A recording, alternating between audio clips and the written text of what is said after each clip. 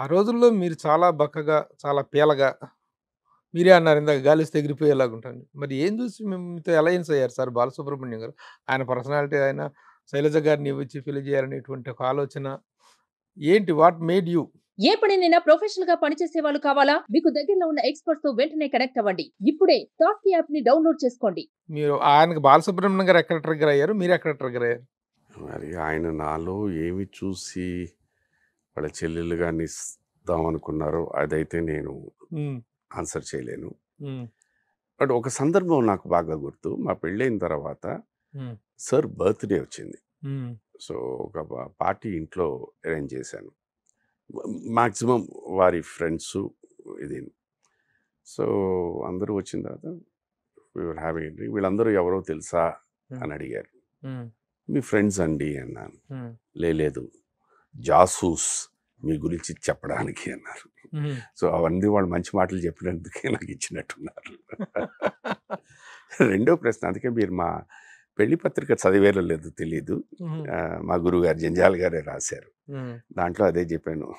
ఆయన రాసింది ఏంటంటే, బాలు అనే నేను 2, సుధాకర్ అనే నేను 1, ఇద్దరం కలుస్తున్నాం 21st నాడు పెట్టారు. That is 21st December. వారినేమో 2వ అంకె సంఖ్యతో పోల్చి నన్ను 1వ సంఖ్యతో పోల్చి 1989. మా పెళ్లి పత్రిక కూడా జంజాల్ గారే రాశారు. ఇది అంటే నార్మల్ పెళ్లి పత్రికలా ఉండదు. పోతే సార్ ఒక గొప్ప singer, national and international fame ఉన్నటువంటి ఒక గొప్ప సింగర్ బాలసుబ్రహ్మణ్యం గారికి బావమరిది. అలాగే రెనౌండ్ శైలజ గారికి భర్త చరణ్ ఈజ్ ఆల్సో మీకు ఏ వరుస మేనల్లుడా? మేనల్లుడు వరుస అవుతారు. తను ఇంతమంది సింగర్స్ ఉన్న ఫ్యామిలీలోకి వెళ్ళారు మీరు. మీకేమైనా సింగింగ్ పట్ల ఏమైనా అవగాహన కానీ, పాడటం కానీ, ఏదైనా ప్రయత్నం కానీ జరిగిందా? పాడే ప్రయత్నం అంటే ఒకానొక సందర్భం ఉంది. ఇలాగే ఇంట్లోని పాటలే వస్తున్నాయి, నేను పాడుకుంటూ ఉన్నాను అనమాట. దాంతోపాటు తను అటు ఇటు ఏదో తిరుగుతూ ఉంది. తర్వాత వి వెంట్ ఫర్ కిందకి ఇంటికి భోజనం అయిపోయిన తర్వాత పైకి వచ్చిన తర్వాత, ఇవాళ మీతో ఒక ముఖ్యమైన విషయం చెప్పాలి. శైలజ గారు మళ్ళీ మీరు తర్వాత మీరు అంత ఏం ఫీల్ అవ్వకూడదు అన్న. అంత సీరియస్గా ఏముందా అని నేను అప్పుడు నన్ను ఆలోచించుకుంటూ ఈ వారం రోజుల్లో నేను చేసిన పని ఏమిటా అని ఆలోచిస్తున్నా. ఏం తప్పు చేశానా, ఎక్కడ దొరికిపోయానా? దొరకడం లేదు. Anything is open. ఈవెన్ నాకు షూటింగ్ అయిపోయిన వెంటనే if I'm going down with my colleagues for a drink, openly ఇంటికి ఫోన్ చేసి చెప్పి వాళ్ళు అంటుంటారు, సార్ మేడం మీరు ఫోన్ చేసి చెప్పి. అవునే, అదేంటి సార్ మనం చేసే పని ఇదే కదా. అందుకనే అయిపోయింది shooting, just spend some time with my friends colleagues and come back. ఇలా ఈ వారం రోజులు నేను ఎక్కడికి వెళ్ళలేదే, ఇంట్లోనే ఉన్నానే అని ఇలా ఆలోచిస్తూ ఉన్నాను. ఐ కుడ్ గెట్, మీరు ఇందాల నుంచి పాడుతున్నారు. పాడుతున్నాను. అయితే ఏంటట, పాడొద్దండి. అదేంటి ఎందుకు పాడకూడదండి? లేదండి మీరు పాడుతూ ఉంటే నాకున్న కాస్త సంగీత జ్ఞానం కూడా పోయేటట్టు. షాకా మీరు? షాక్ అని కాదు, నేను బాగానే పాడుతున్నాను కదా అని. బాగానే పాడుతున్నాను, ఆ పాట వింటూ కదా పాడుతున్నాను. కరెక్టే అండి, మీరు బాగానే పాడుతున్నారు. బట్ ఒకటి తాళం పోతోంది, శృతి లేదు. సింగింగ్ అన్న దీనికి, అది నిజంగా తను చెప్పిన ఆవేళ చెప్తూ విశ్లేషణ, సింగింగ్ అన్న దీనికి భగవంతుడు ఇచ్చిన పెద్ద వరప్రసాదం ఏంటి? శృతి. ఆ శృతిలో ఉండాలి. అందరం పాడతాం, all of us are bathroom singers. But మనం పాడుతుంటే మనకు తెలుసు, ఆ శృతి లేకపోతే ఆ పాడింది ఆడుగా ఉంటుంది. సరే ఏమంటారన్నాను, మరి ఇది పెద్ద కోరిక, ఇది కాదు, నేను అవును అనలేను, కాదు అనలేను, అప్పుడప్పుడు పాడుతుంటాను, మన్నిచ్చేసి అన్నాను అని అంతే అనమాట. సరే, ఏదైతే మొత్తానికి పాడటం అనే ప్రస్తావన వచ్చింది కాబట్టి ఒక పాట పాడండి, వాళ్ళ పరువు నిలబెడతానికైనా.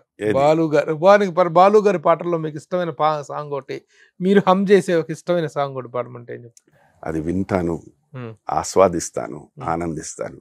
ఎందుకు మళ్ళీ ఇప్పుడు ఇలా ప్రభువు గారు ఇలా నన్ను నా చేత పాడించి ఇంకెవరు ప్రభువు గారి ఇంటర్వ్యూలు చూడలేకుండా చేసుకోవడం ఎందుకంటే నాకు నేనే పెట్టుకున్నా.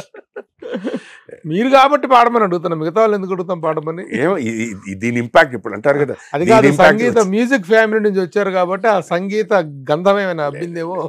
అస్సలు అది తను అదే చెప్తుంది, that has to come by birth. కానీ ప్రతి హీరోలు పాడుతున్నారు ఈ మధ్య. సాఫ్ట్వేర్ వచ్చేసిందండి, సాఫ్ట్వేర్ వచ్చింది. వెరిన్ యూ కెన్ సింగ్. బాలసుబ్రహ్మణ్యం గారు అంటే ఒక ఒక యుగం, ఒక గోల్డెన్ పీరియడ్. ఆయన పాడని హీరో లేడు, పాడని జోనర్ లేదు. కానీ ఒక ఈ దశలో గ్రాడ్యువల్గా ఆయన సింగింగ్ అనేటువంటిది పడిపోయింది, ఆయన వైఫ్ అనేటువంటిది డ్రాప్ అయింది సింగర్గా, కాంపిటీషన్ ఎక్కువైంది, ముఖ్యంగా ఏఆర్ రెహమాన్ వచ్చిన తర్వాత అనేటువంటి ఒక అభిప్రాయం ఉంది. ఏఆర్ రెహమాన్ ఎవరితో పెడితే వాళ్ళతో పాడిచ్చేసేయటం, అందరినీ ఎంకరేజ్ చేయటం కారణంగా బాలసుబ్రహ్మణ్యం అనేటువంటి ఒక సోలో ఇది మిస్ అయింది అనేటువంటి దాని మీద మీ అభిప్రాయం ఏంటి?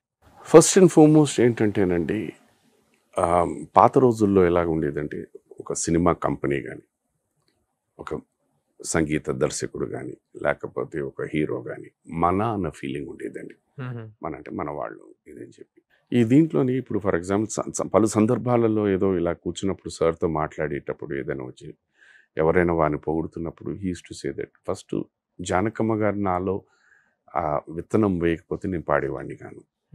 కోదండపాణి గారు అనే వ్యక్తి నా పాట విని సినిమాలో పాడతావా అని అంటే ఎవరు ఇస్తానంటే నేను ఇస్తాను అని చెప్పి ఆయన ఇచ్చి, ఆ కాలంలో ఏంటంటే ప్రతి సంస్థకి వాళ్ళ మ్యూజిక్ డైరెక్టర్స్ ఉండేవారు. బట్ కోదండపాణి గారు అనే వ్యక్తి ప్రతి సంస్థకి వెళ్ళి ప్రతి మ్యూజిక్ డైరెక్టర్ దగ్గరికి వెళ్ళి పరిచయం చేసి, ఈ అబ్బాయి బాగా పాడతాడు, వీళ్ళు ఉంటే ఓ పాట ఇవ్వండి నా సినిమాలో పాడతాను, అలాగా ఎంకరేజ్ చేసి ఓన్ చేసుకుని దాంతోనే ఆయన ప్రతిభను కూడా పాలిష్ చేసుకుంటూ వచ్చేవారు. ఇలాగా సార్ పెరిగారు ఏదో ఒక సందర్భం. అందుకనే వారికి అంత స్పాన్ ఉంది. ఇప్పుడు మీరు అన్నారు ఒక మ్యూజిక్ డైరెక్టర్, వారి పేరు సినిమాకొకళ్ళు పాటకొకళ్ళు, ఎక్కడున్నారు వాళ్ళు?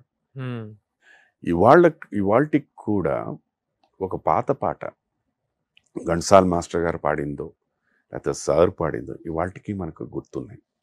మీరు చెప్పిన ఆ సంగీత దర్శకుడు ఎన్నో సినిమాలు చేశాడు, ఎన్నో సూపర్ డూపర్ హిట్ సాంగ్స్, వాళ్ళు ఎక్కడ గుర్తున్నాయండి?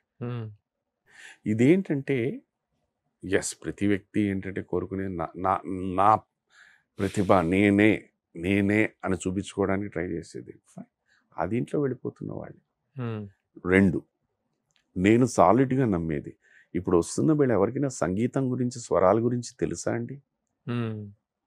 ఇప్పుడు సార్ లాంటి వాళ్ళని తీసుకొచ్చి పాడిస్తే రాస్తున్న వాళ్ళు కూడా కొంతమంది పిలిస్తే ఇది తప్పు అని అంటారు. ఎవరికి నచ్చుతుంది ఇది తప్పు అని చెప్పేసరికి? ఎందుకు ఆయనతో పెట్టుకోవడం?